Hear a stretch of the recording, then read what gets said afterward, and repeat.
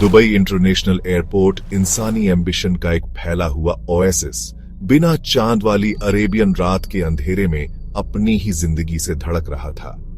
Flight X777 एक खास gulf stream G650ER private aviation terminal के पावरफुल फ्लड लाइट्स के नीचे चमक रही थी। वो अमीरी की निशानी थी, एरोनॉटिकल इंजीनियरिंग का एक ऐसा कमाल जो उन लोगों के लिए डिजाइन किया गया था जो डेमिगॉड्स की तरह आसानी से कॉन्टिनेंट्स पार करते थे। ग्राउंड स्टाफ बड़े ध्यान से अपने फाइनल चेक्स पूरे कर रहे थे।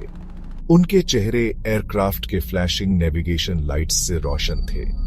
फ्लाइट X777 की कहानी अब शुरू होने वाली थी, एक ऐसी कहानी जो जल्द ही दुनिया को कैप्टिवेट और मिस्टिफाई करने वाली थी, पीछे छोड़ जाने वाली थी अनगिनत अनसुलझे सवाल और एक गहरी बेचैनी। उस शानदार गल्फ स्ट्रीम में विराज मल्होत्रा, इंडस्ट्री के एक टाइटन जो अपने तेज बिजनेस दिमाग और नेक कामों के लिए जाने जाते थे, एक आरामदायक क्रीम लेदर सीट पर बैठ गए। उनके साथ थी उनकी वाइफ अंजलि, एक जानी मानी आर्ट हिस्टोरियन, और उनके 2 बच्चे, 10 साल का रोहन और 8 साल की प्रिया। ये फैमिली सिंगापुर जा रही थी एक मच अवेटेड हॉलिडे के लिए।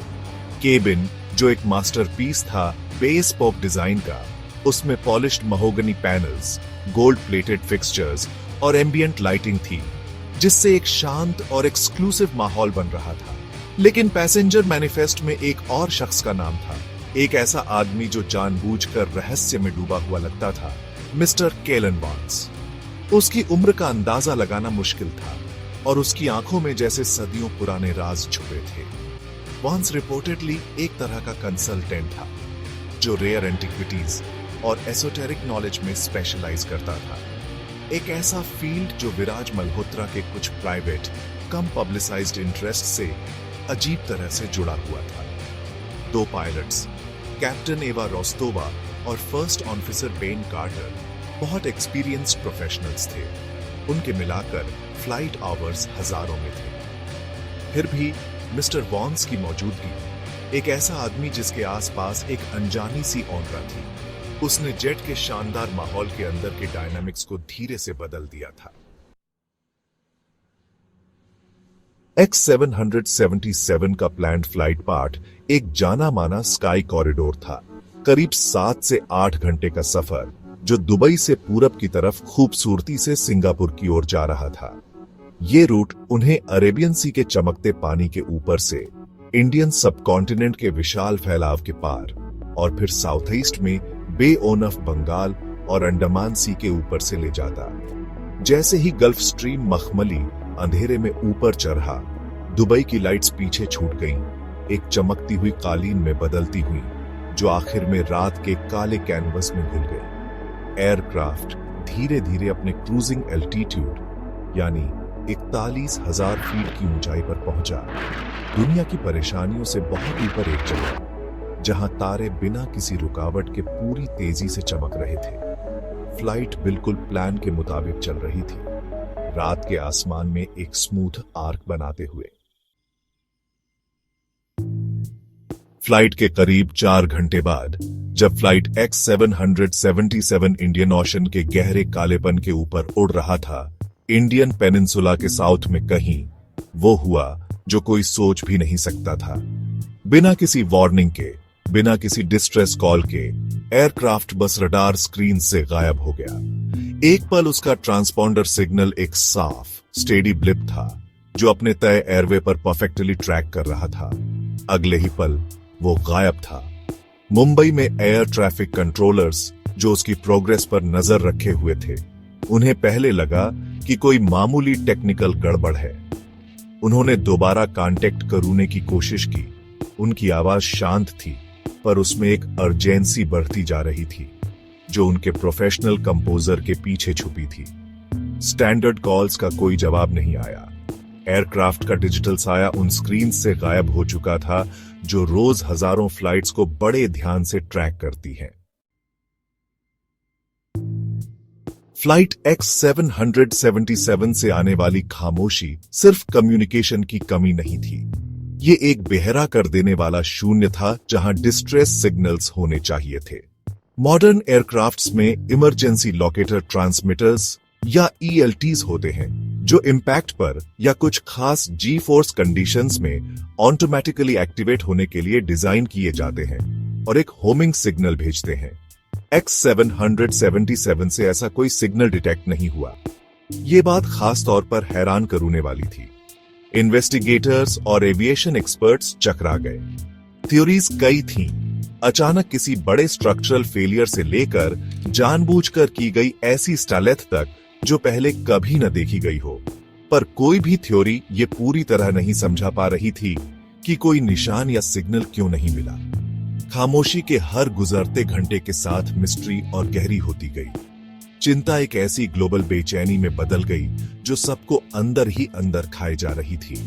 फ्लाइट X777 का गायब होना तेजी से 21वीं सदी की सबसे उलझी हुई एविएशन पहेलियों में से एक बनता जा रहा था। फिर फ्लाइट X777 के इंडियन ओशन के ऊपर बिना कोई निशान छोड़े गायब होने के 185 दिन बाद एक अनोमली हुई, इतनी अजीब और बेतुकी कि पहले तो यकीन ही नहीं हुआ। समंदर में सर्च एरिया से बहुत दूर, नेपाल के दूर दराज बर्फीले पहाड़ों में एक अकेले रेडियो मॉनिटरिंग स्टेशन ने, जो एक जियोलॉजिकल सर्वे प्रोजेक्ट का हिस्सा था, एक हल्का रुक रुक कर आने वाला सिग्नल पकड़ा। सिग्नल कमजोर था, एटमॉस्फेरिक इंटरफेरेंस और ऊबड़ खाबड़ इलाके की वजह से काफी डिस्टॉर्टेड था, लेकिन उसके कैरेक्टरिस्टिक्स एक्सपीरियंस टेक्नीशियंस के कानों के लिए बिल्कुल साफ थे। वो एक एविएशन फ्रीक्वेंसी थी, खास तौर पर ऐसी जो किसी प्राइवेट जेट के इमरजेंसी कम्युनिकेशन इक्विपमेंट से आ सकती थी। हालांकि वो स्टैंडर्ड ELT नहीं था। टेक्नीशियंस, जो पहले तो इतनी ऊंची और पहुंच से बाहर जगह से सिग्नल आने पर हैरान थे, उन्होंने उसकी टाइमिंग और हल्के आइडेंटिफायर्स को मिसिंग एयरक्राफ्ट के डेटाबेसेस से क्रॉस रेफरेंस किया।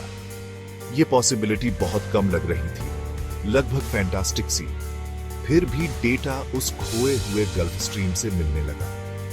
सिग्नल कुछ घंटों तक अजीब तरह से पल्स करता रहा और फिर पूरी तरह गायब हो गया, जैसे किसी खत्म होती बैटरी ने अपनी आखिरी सांस ली हो। उसकी लोकेशन को ट्रायंगुलेट करके हिमालय की एक सुनसान ग्लेशियर से ढकी ऊंची घाटी में पाया गया, एक ऐसी जगह जहां पहुंचना बहुत मुश्किल माना जाता है।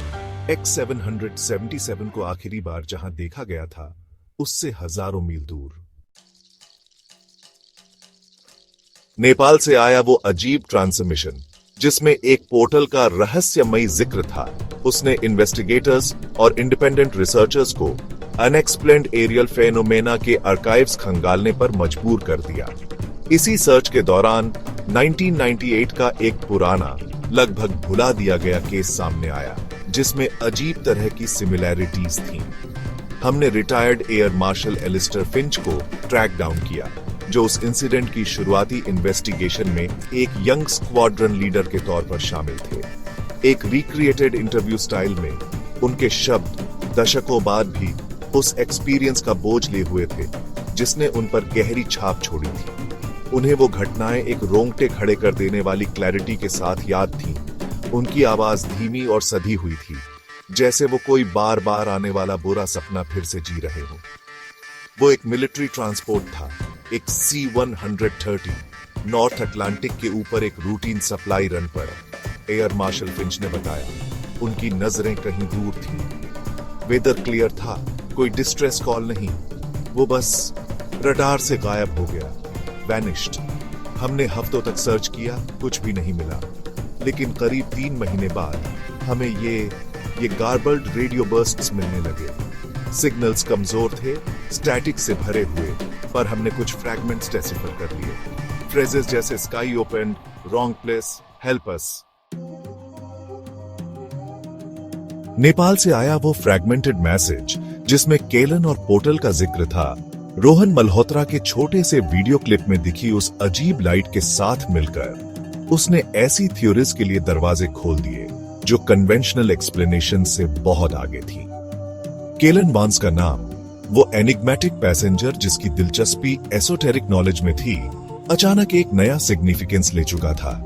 क्या वो सिर्फ एक विक्टिम था या उसकी मौजूदगी, उसकी यूनिक एक्सपर्टीज ने किसी तरह एयरक्राफ्ट के इस एक्स्ट्राऑर्डिनरी भाग्य में कोई रोल निभाया था? एक प्रोमिनेंट थ्योरी जिसने फ्रिंज रिसर्चर्स और ऑनलाइन फोरम्स पर काफी ट्रैक्शन गेन किया, वो थी टाइम बबल या स्पेस टाइम में किसी लोकलाइज्ड डिस्टॉर्शन का कॉन्सेप्ट। क्या फ्लाइट X777 अनजाने में ऐसी किसी अनोमली में उड़ गया था? एक ऐसी जगह जहां फिजिक्स के नॉर्मल नियम कुछ देर के लिए सस्पेंड हो गए हों या बदल गए हों। साल गुजर गए। फ्लाइट X777 की मिस्ट्री एक लेजेंड बन गई। पायलट्स के बीच कानाफूसी में सुनाई जाने वाली एक कॉशनरी टेल, ऑनलाइन जासूसों के लिए कभी न खत्म होने वाली डिबेट का सोर्स। ऑफिशियल इन्वेस्टिगेशन ओपन तो रही पर इनएक्टिव हो गई। एक कोल्ड केस फाइल जिस पर धूल जम रही थी। फिर 2024 की शुरुआत में गल्फ स्ट्रीम के गायब होने के लगभग 2 दशक बाद एक ऐसी डिस्कवरी हुई जिसने पूरी दुनिया में फिर से शॉक वेव्स भेज दी। एक डीप सी सर्वे वेसल जो साउथ चाइना सी में एक अनएक्सप्लोर्ड ट्रेंच की मैपिंग कर रहा था। शुरुआती गायब होने की जगह और नेपाली सिग्नल वाली जगह, दोनों से हजारों मील दूर, उसे मलबे का एक अनमिस्टेकेबल पीस मिला। एक एयरलाइन सीट जो हैरानी की बात है कि काफी अच्छी तरह प्रिजर्व थी, जिस पर उस मैन्युफैक्चरर का खास इंसिग्निया था जिसने विराज मल्होत्रा का प्राइवेट जेट बनाया था। सीट को ध्यान से रिकवर किया गया। उसकी कंडीशन बता रही थी कि वो काफी समय से पानी में डूबी हुई थी, फिर भी कुछ एलिमेंट्स हैरानी की हद तक सही सलामत थे। और भी हैरानी की बात यह थी कि सीएट के स्ट्रक्चर की एक दरार में फंसा हुआ, समंदर की सड़न से काफी हद तक बचा हुआ एक छोटा डैमेज्ड इलेक्ट्रॉनिक डिवाइस मिला। वो ब्लैक बॉक्स नहीं था, बल्कि एक कस्टम बिल्ट डेटा रिकॉर्डर लग रहा था। शायद कुछ ऐसा जो केलन बार्न्स अपने साथ लाया हो। अगेंस्ट ओनल ओन्स, एक्सपर्ट्स उसमें से एक करप्टेड ऑडियो फाइल रिट्रीव करने में कामयाब रहे।